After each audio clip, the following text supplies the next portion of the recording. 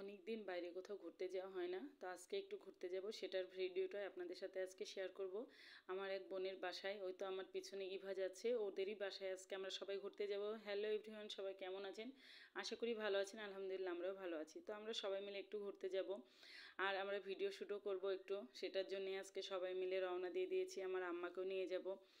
আর এই তো এখানে ইভা আমরা সবাই অটোতে রিজার্ভ অটো করে নিয়েছি, অটোতে করেই যাব। বেশি দূরে না, আমার নানির বাসা ইউনিভার্সিটি পার হয়ে, যেটাকে বলে আপনার ইউনিভার্সিটি তালাইমারির ওই সাইডে আমার নানির বাসা। অনেক ছোটোতে এদিকে আসতাম, এই জায়গাগুলো আমার খুব প্রিয়, আমার খুব পছন্দের।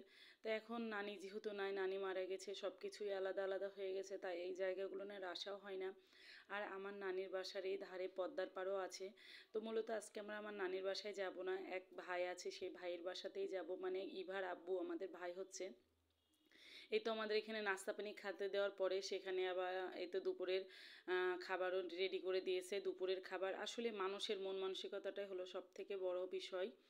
কেন এই কথাটা বলতেছি, কারণ এই ভাই অনেকটাই গরিব, তারপরেও দেখেন আমরা আশবসনে পোলাও করেছে, গরুর গোস্ত, বুটের ডাউল, সাদা ভাত, সবজি, শশা, আসলে কোনো কিছুই কমতি রাখেনি, অনেকটাই করেছে। আর মাশাল্লাহ অনেক খাবারগুলো অনেক সুন্দর হয়েছে। গ্রামের মানুষ হলে হবে কি, এই তো এটাই হচ্ছে সেই ভাই ইভার আব্বু। আর যেটা বলতেছিলাম যে গ্রামের মানুষ হলে হবে কি, মনটা অনেক বড়, অনেক উদার। আর এই তো দেখেন আত্মীয়তা না হলেও আসলে মনের সম্পর্কটাই হচ্ছে আসলে মেন। তো আমার এখানে বুটের ডাউলটা অনেক টেস্টি হয়েছে, অনেক ভালো লেগেছে খেতে। আর এই তো শসাগুলো তো মিষ্টি ছিল, খুব ভালো লেগেছে খেতে। পর কিন্তু তারপরেও আপন আন্তরিকতা, সেটাই হলো সব থেকে বড়। তো ভিডিওটা আজকে আপনাদের সাথে এই পর্যন্ত শেয়ার করলাম। সবাই ভালো থাকবেন।